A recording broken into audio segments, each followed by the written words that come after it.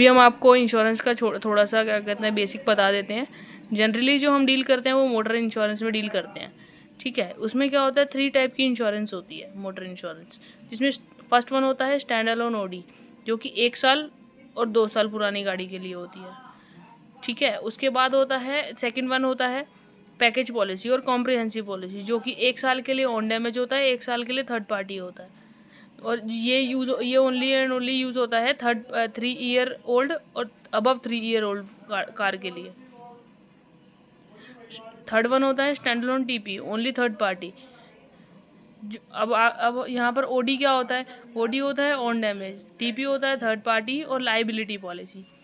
Next topic आता है हमारा no claim bonus. No claim bonus में क्या होता है, NCB in case of no claim, अगर लास्ट ईयर पॉलिसी में आपका एनसीबी 0 है, करंट पॉलिसी में 20 जाएगा, 20 है तो 25, 25 है तो 35, 35 है तो 45, 45 है तो 50, 50 है तो 50, उससे ऊपर नहीं जाता, 50 से अबव मैक्सिमम रेंज यही होती है। ये एज पर स्पेसिफिकेशन होता है IRDA, जिसको कहते हैं इंडियन रेगुलेटरी डेवलपमेंट अथॉरिटी।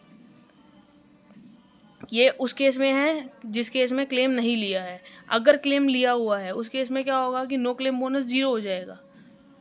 और उस केस उसमें क्या होगा, पोर्टल पे हमें सेलेक्ट करने के लिए आएगा क्लेम रिपोर्टेड लास्ट ईयर और क्लेम टेकन, तो उसका चेकबॉक्स बना आता है, उसको क्लिक करेंगे तो ऑटोमेटिकली पोर्टल जो है नो क्लेम बोनस 0 कर देगा। नेक्स्ट टॉपिक आता है हमारा इंश्योर डिक्लेयर्ड वैल्यू, जो कि IDV होती है।